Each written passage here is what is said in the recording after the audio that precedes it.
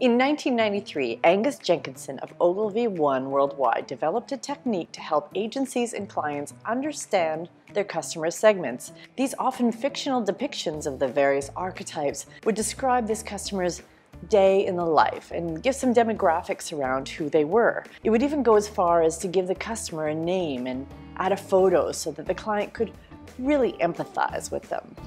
It's like we're connected. No, we're not. Even earlier in the 1980s, software developer and eventual author of The Inmates Are Running the Asylum, Alan Cooper, used data gleaned from a handful of interviews to develop software user archetypes to develop interfaces for. He was most interested in how one particular person would be using the software so it would be developed for that person's flow. He called this a persona. Now, up front, I think the advent of personas was a vital and important step in the right direction for marketing and usability. But today, with all of the data at our fingertips, personas need to give way to a more accurate and interesting way to describe our customers. So today, I'm going to talk about what these personas 2.0 should include and what they should not. My name is Tara, and this is Truly Social.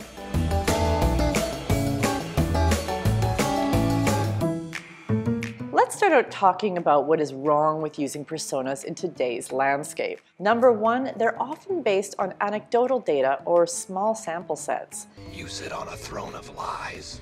Now, I've seen lots of personas that are built in a boardroom around the idea of the ideal customer. The very thing that personas are trying to avoid, developers or marketers bringing in personal bias to their thinking, well, they tend to solidify. Now then there's Cooper's case where he did do interviews with real people, but these small sample sets can also be an issue.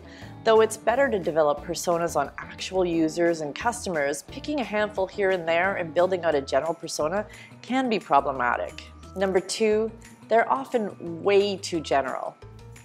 Please, God, tell me I have not inspired something burgundy.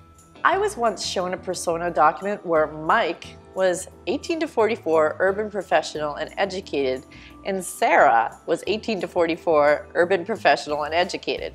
Both of them were also tech savvy and loved to travel. So the persona was basically everyone. Yes, everyone has many opinions. Number three, they are usually based on demographics rather than interests, behaviors, and motivations. You're not my demographic, so I'm not insulted. Personas are often, like Mike and Sarah above, based on demographics, gender, age, education, location, etc. To me, that says very little about why and how someone uses your product. We prefer to base our personas on things like motivation.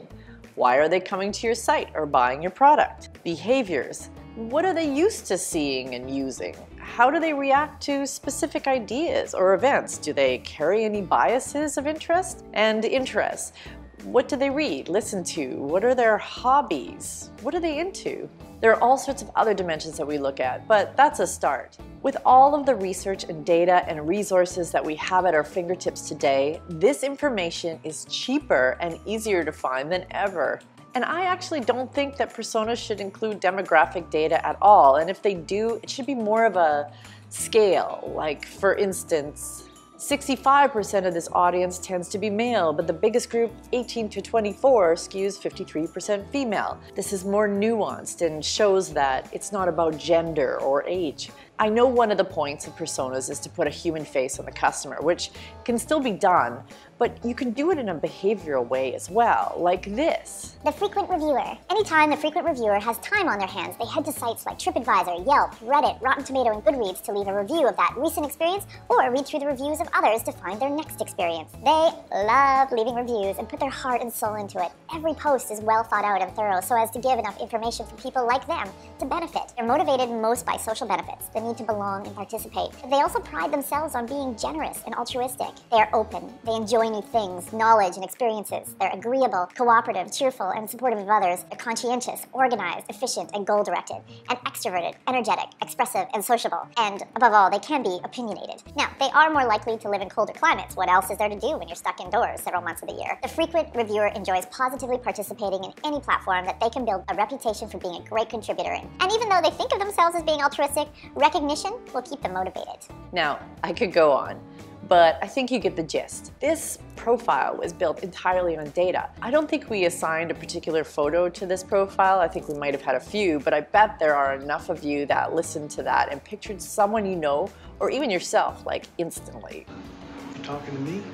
Personas are so last century. They really need to be updated, especially if we're talking about usability or marketing. There is so much insight into real customers and their motivations, interests, and behaviors. And lumping people into a certain category based on demographics just doesn't work anymore. We don't need to make up biased personas any longer. Now, the only issue that I have is if we don't call them personas, what do we call them?